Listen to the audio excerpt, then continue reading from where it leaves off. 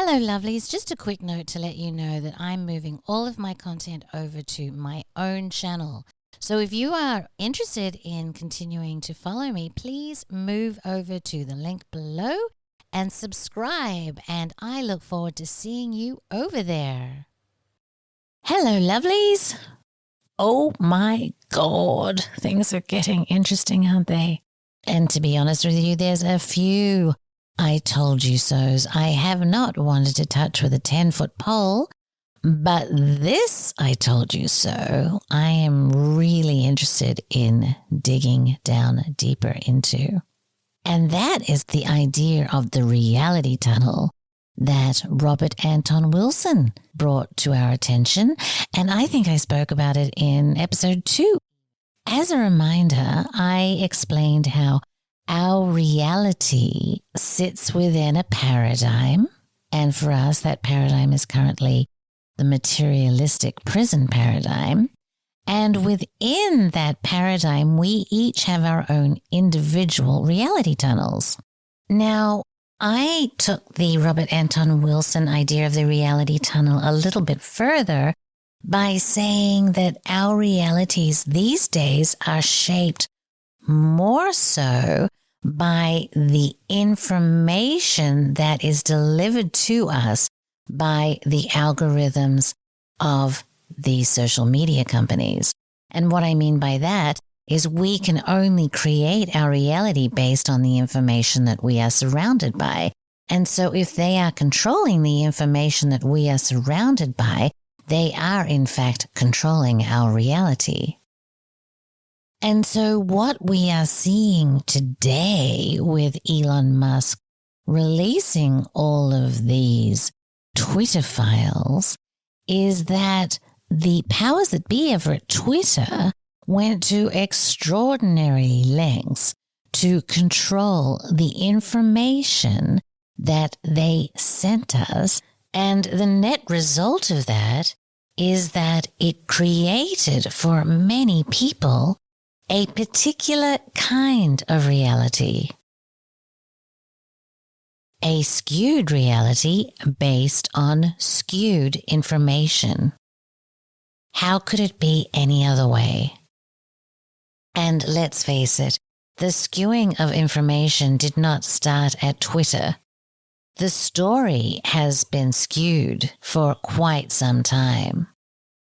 I don't know if you are familiar with Charlotte Iserbyt at all, but Charlotte Iserbyt, back in the 80s, I believe, was talking about, if you want to call it, the infiltration of the education system and how these ideas were starting to be disseminated in classrooms and colleges way back there.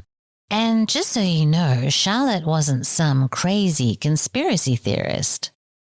Charlotte Iserbyt served as the senior policy advisor in the Office of Education Research and Improvement during the time of Ronald Reagan. And it was really interesting because she kind of told this story about how they made this department, but they didn't really care about it.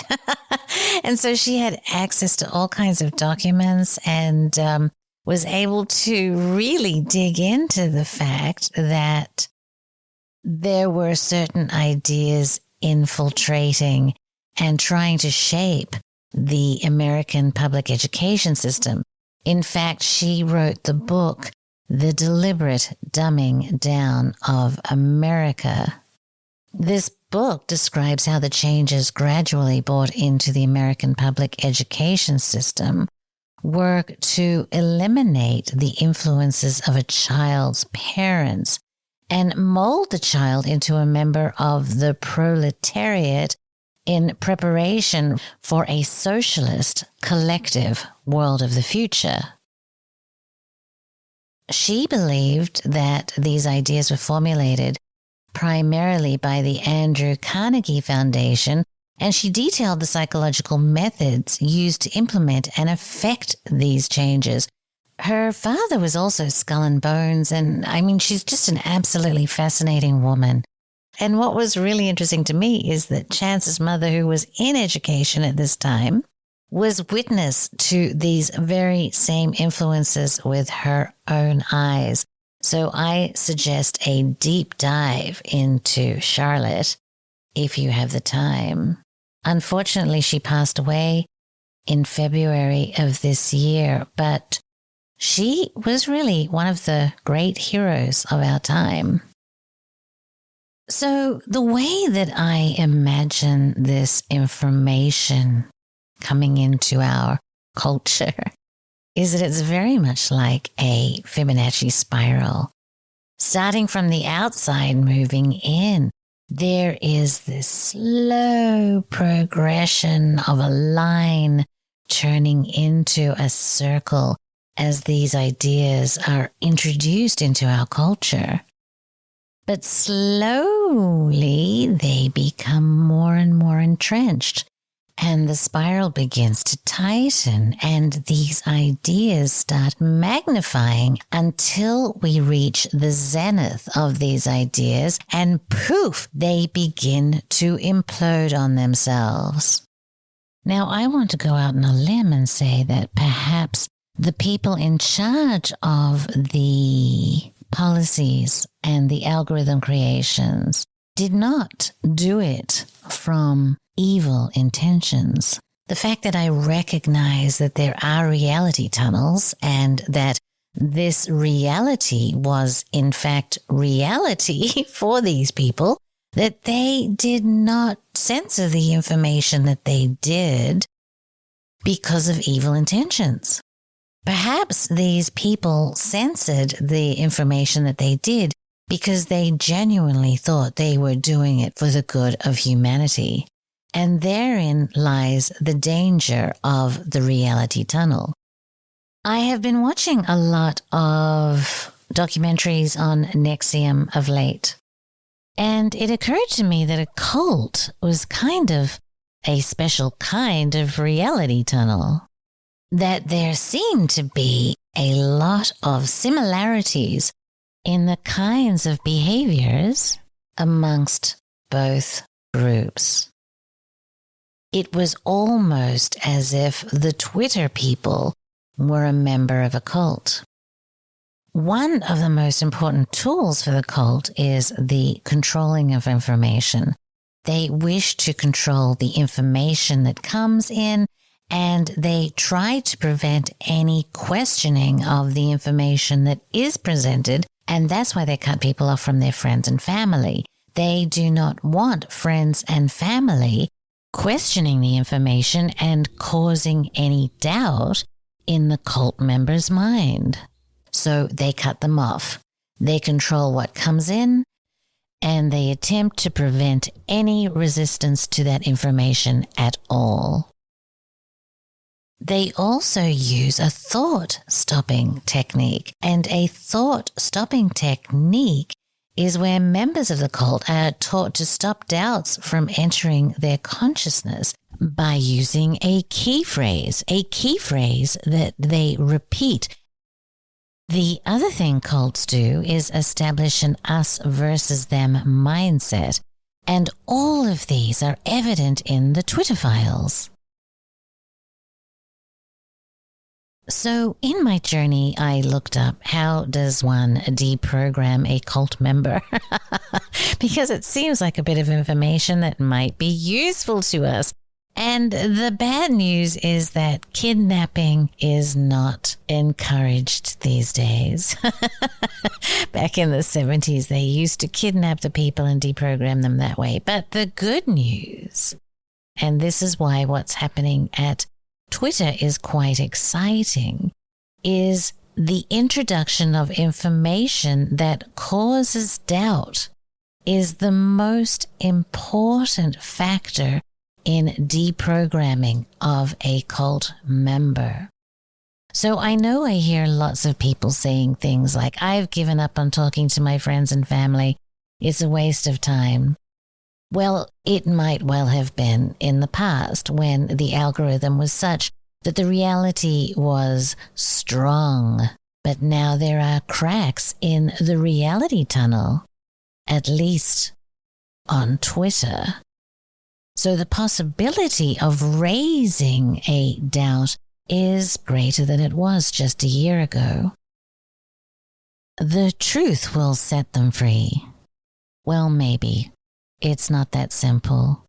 Neil Kramer has just released a new podcast with the most amazing discussion on truth, and I put it here for your consideration. More soon, lovelies. I guess a good place to begin is to check what we think truth is, which, like your work, my work for the last goodness knows how long, is also about that. What is truth? Before we talk about it, what is it? What is it to define that word, essentially? What is truth? And I know of perhaps a few dozen very good definitions which we could trot out, but here's one really solid and accurate definition, a sort of designation that, in my view, contains everything important, but in the smallest possible space. So this is the definition that I like. Truth is that which corresponds to reality as perceived by God. So that definition is one I like, and it contains two very critical components. Firstly, that truth is that which corresponds to reality, i.e., it's something reflective of objective reality, the state, the form, the function, the meaning, the articulation, the purpose of something. Does it correspond with external, distinct, clear, singular reality? Yes or no? So that's good enough. But the second part of the definition is even better. As perceived by God. That's the clever bit. In other words, the fullness of truth, the completeness of truth, the sort of crystal clear, high definition of truth is only really available, only really able to be perceived by the spiritual entity that designed and made the world, God, because truth is that which corresponds with that world. So there's an inference in this spiritual definition that sort of the closer your relationship and modeling of godliness in your own life, the more of reality you'll be capable of seeing. And we are, after all, as it says, of course, in Genesis 1:26, made in the image of this divine being. We are corresponding to the image of God in his spiritual assembly. We are flesh rising to spirit. And if we just focus solely on the material world, the symbolically called the flesh, the creation itself, we actually know very little about reality if you're mesmerized by its form. Whereas if you focus on spirit, the spiritual world, the non-physical world, and the creator rather than the creation, we can know infinitely more about truth. So it's what I love about that definition is it infers that our relationship with God, it's in that relationship that we can expand our capacity to perceive and understand reality. So that, I suggest, is our working definition of truth. Truth is that which corresponds to reality as perceived by God. Now, your question, so that's our working definition. Your question is, truth divides, what's up, what you're talking about, what does that mean? What do you suggest in saying that? I see this very clearly after a long time. At first, it wasn't clear that truth unites people, truth brings people together, truth creates a harmony and this and that and the other. I thought that 25, 30 years ago. I wondered if that was a cool thing and that was good. I don't think that's true. I don't think that ever was true. And I don't think it needs to be true. And there's nothing upsetting about it not being true, that truth divides. And I think a clue to it is, first of all, to understand a little bit of symbolism in spiritual literature. And in this case, we're going to look at something well-known, the Bible, the canonical, spiritual, Christian tractates, literature of the Old and the New Testament. And in the New Testament, in Revelation 1, it says, John's writing, and he says, I was in the Spirit on the Lord's day, which when he says that, he means I wasn't in the flesh. I was in the Spirit. I was in my, an esotericist might call astral or light body. I was in the Spirit on the Lord's day, and I heard behind me a loud voice like the sound of a trumpet, saying, "Write in a book what you see, and send it to the 7 churches, to Ephesus, and to Smyrna, and to Pergamum, and to Thyatira, and to Sardis, and to Philadelphia, and to Laodicea." Then I turned to see the voice that was speaking with me. And having turned, I saw 7 golden lampstands. And in the middle of the lampstands, I saw one like a son of man, clothed in a robe reaching to the feet, and girded across his chest with a golden sash. His head and his hair were white like wool, like snow, and his eyes were like a flame of fire.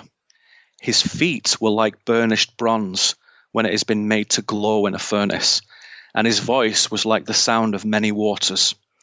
And in his right hand he held 7 stars, and out of his mouth came a sharp 2-edged sword, and his face was like the sun shining in its strength. So there's a lot of symbolism there, okay? We'll pause there. There's so many things, and we don't have time to go into exposit and exegete, all that kind of stuff right now. But we'll focus on one bit, the bit where it says a sharp 2-edged sword came out of his mouth. That sword in apocalyptic literature, as we've just read, represents truth. It's associated with the mouth in particular. When as such, it's not about war and combat and destruction as such. In the proper context, usually when it's associated with the mouth, it means truth.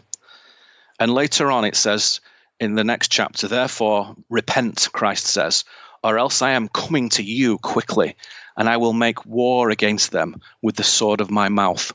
So again, that's a association of truth. And then right near the end of Revelation, chapter 19, right near the end of the whole Bible, it says, "He is clothed with a robe dipped in blood, and his name is called the Word of God. And the armies which are in heaven, clothed in fine linen, white and clean, were following him on white horses. From his mouth comes a sharp sword, so that with it he may strike down the evil nations." So first of all, we've got that symbolism, okay, of the sword coming out of the mouth, which is very important because something's being told to us here. Something simple and something poetic, and yet something very metaphysical and very supernatural. And our bit where we now introduce the idea of division is found in Matthew chapter 10. And this is Christ speaking, and he says the following, and I'll just read it for a moment and then we'll decode it. He says, "Do not think," remember this is Jesus speaking, "do not think that I came to bring peace on the earth. I did not come to bring peace, but a sword. For I came to set a man against his father, and a daughter against her mother, and a daughter-in-law against her mother-in-law, and a man's enemies will be the members of his own household. He who loves father or mother more than me is not worthy of me, and he who loves son or daughter more than me is not worthy of me. And he who does not take his cross and follow after me is not worthy of me. He who has found his life will lose it, and he who has lost his life for my sake will find it." So we'll stop there. What are we seeing here, bearing in mind what we just said about sword symbolism? Of course, it's about the human who distinguishes themselves by giving a damn about what is true, even if your own family don't see it, even if your co-workers, even if your society doesn't see it. We've been instructed to care about the truth from God. And the whole of Matthew 10, sort of verses 24 onwards, is about the meaning of truth, the form, the importance of discipleship. And that is discipleship to the divine, to light, to truth. Yes, to Christ. Yes, to the embodiment of God in this man. Yes. But to divinity, to truth. Truth points to divinity. And these passages explore that truth and the fear of it, the faith of it, the devotion to it, and the focus on a commitment to it, as you might say. So this lovely hyperbole, this exaggerational language, the magnification of, the separation between a son and a father and a mother and a daughter and whatnot, is intentional. Christ is saying, if you love the truth, you have to be prepared to acknowledge those who do not love the truth and instead are adoring of the world, which is not true. It's never true. And that world focus, that world adoration that right now is affecting everyone in every country in the world, this collapse of society, that was the same in 2000 BC, and it's the same in 2022 AD as we record this. The world system was always against God. In Israel today, in Rome, in London, in Paris, in bloody Berlin, in Washington, D.C., in Tokyo, in Sydney, wherever. They are secular, world-focused systems set dead against God. And if you're against God, you are against truth. And the people who knowingly adore the world system and care not for truth are everywhere. They couldn't care less about the reality of government, could they? The reality of COVID, the reality of history, the reality of morality, the reality of the spiritual world.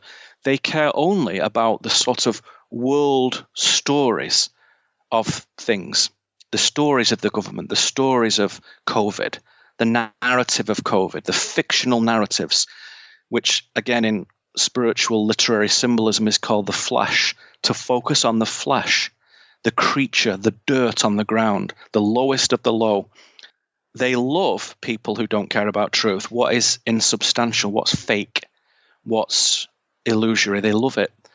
And this leads to a sort of very willful incompetence and a shameful negligence, which, will be condemned and punished supernaturally. And I wouldn't like to be in their shoes on the last day. But what it tells us is that this place isn't about having a nice time and being together and being in harmony and everything's gentle and nice and kind and forgiving and everybody's okay and everything's right. It's not that. That's not the message of genuine, credible, mature spiritual literature. The message of literature like we've just read, which is historical, is real, is genuine, in my view. The message of that literature is that truth is going to rip this world apart by design. By design. The truth is more important than anything else because it's the sign, it's the marker, it's the hallmark of loving God, loving the divine, because it is indeed an emanation from him. So although it comes down into, should I get a vaccine? Should I wear a mask? Should I, bank with this bank? Should I shop on this website? Should I buy this kind of car? Should I send my child to this kind of school? That's very nuts and bolts application, of course, when you care about what's real and what's true. That's not disconnected from anything we're talking about. It goes right down into the most intimate human parts of life. So truth is a daily exercise. It's a practice. It's not just a decision that somebody makes. You have to work for it. You have to earn it. You have to sharpen your power of distinguishing and discerning truth. And that is essentially why we're here. Because the original humans were given a decision, which is, do you want to do your classroom learning in a very safe, immortal realm, or do you want to do it in a very dangerous, mortal realm, a realm where you will die? And yet you'll have the knowledge of good and evil from the ground up. You'll be able to see what's true and false, what's right and wrong. Do you want that? And we said, yes, let's do that. And God's like, well, it's going against my proposal to you. It could be considered a sin by some, by others a contravention of will, which is not the same thing. A contravention of advice. Okay, whichever way you look at it, we chose to come to this world. And this world's primary focus is a study in evil, which is the dominant force in this world by design, so you can detect it, so you can refute it, so you can combat it. And anyone who isn't doing that essentially is part of the problem. Like in the Matrix, they become part of the Matrix, part of the problem. And so this literature, some of it written about 1400 BC, the bits that we've looked at written between sort of 50 and 70 AD, that literature is talking about this problem. It's warning us to say, toward the end, the division will be very stark, and you'll see it not just out there in the world on a newspaper or on an internet screen. You'll see it in your own home. You'll see it in your kids' classrooms. You'll see it everywhere. And that division is the teaching taking place. And although it's sad, and although it's very difficult and painful, if you love the truth, you're in good shape, because that's what this is. The worst thing you can do is ignore the truth for the sake of peace. So I absolutely condone and agree with your opening quotation, which was exactly to that effect. You have to stick to the truth at all costs. Now, you can do it with a great deal of diplomacy and respect and tact and sensitivity. And most often, not always, but most often you should. But occasionally it does require the pickaxe, the sledgehammer, where you've really piercingly got to bring something home to somebody. But in my experience, that's not most of the time. Most of the time, if you demonstrate truth in your own life and you demonstrate a sincere and considered rational approach to it, people will notice that. I think this isn't just a guy saying stuff. This is someone thinking about it. Does he have all the answers? Of course not. Does he have some stuff? I hope so. But this is someone who's making an effort to consider and to clarify and to balance cases, to balance evidence. And when you do that, you can get away with a lot of controversial remarks. You can get away with a lot of provocation if necessary by asking questions and by saying sensible things. So it has been my sort of quest, in a way, just my own little private quest, to challenge everything about the world system, everything, in a rational, philosophically human sense, with supernatural reality behind it. And so right now, the division element is no surprise to me. And as I say, although it's unpleasant often, it's also so important and healthy that what was previously hidden and previously just accepted is now being exposed in, preposterously rampant, ridiculous, absurd ways in all areas of society, which is exactly what you expect when truth comes in, because it tends to push things one or two ways, either a sudden and growing respect and love of the truth with all the hazards associated with that, or a total denial of truth, no matter how stupid or how intellectually capable somebody is. Irrelevant. The truth mostly sends people running in the opposite direction. And that's the division. That's the sword that God brought here to teach us. More soon, lovelies. And in the meantime, I just wanted to let you know that the Magical Egypt Black Friday sale is now on, with 50% off of all of Magical Egypt products, including the 3 Magical Egypt series, The Great Work, Sexual Alchemy of the Thoth Tarot. So if you are looking for a Christmas gift for a loved one or even for yourself, now is a great time to check out the Magical Egypt website. Visit www.magicalegypt.com.